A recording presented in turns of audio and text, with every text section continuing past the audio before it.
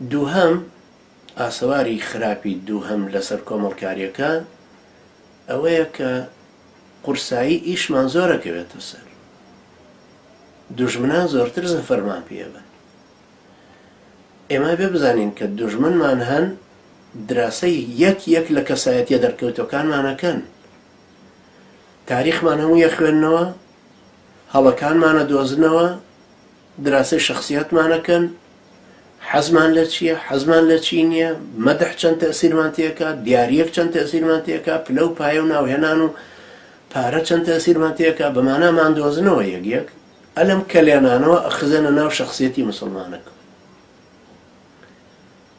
کە زانیان ئەم کۆمەڵە چەند کەسێکی تایە کە ڕیابازن، لەم خەتە ڕیابازیەوە بۆی دێنەوە تەشجیعیەکەن، هانیەدەن، ناویەبەن، اینجا وەصفیەکەن، مقابلاتی ئیبرازیەکەن، وردە هێنە سەرەوە، ئەمیش لە خۆی باییە بێ زیاتر ئەکەوێتە ڕیابازیەکە.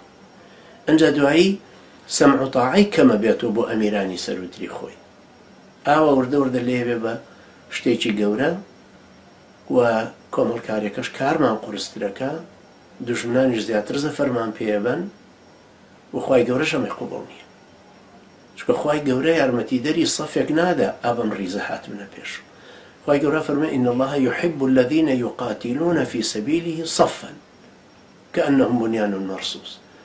خوای پروردگار ئەو کەسانەی خۆشەوێ کە جیهادەکەن لە پێناوی ئەوە و یەکڕیزن وەکو دیواری بینە، كأنهم بنيان مرصوص.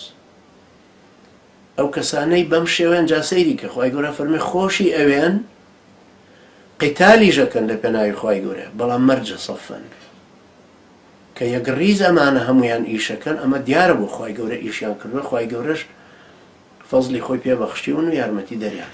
ئەگەر وانە بوو خوای گەورە فەرمێ ما كان الله ليذر المؤمنين على ما أنتم عليه حتى يميز الخبيث من الطيب. ناممکنە خوای پەروەردگار ڕێگا بدا ئەم ریزەی کۆمەڵی مسلمانان هەر ئاوا بڕوە پڕبێ لە دوو ڕوو دەغەڵ و پیاوی سست و لێچووە و پیاوی ڕیاباز و پیاوانێکە بەخوانە سڵحاون و لەگەڵ ئەم سەفایە بکەونەڕێ. ممکن نییە خوای گەورە تووشی کەند و کۆسپیانەکە، بربەستیان دێنێتە ڕێگا، تووشی میحنەتیانەکە بۆی وردە پاڵفتە ببن.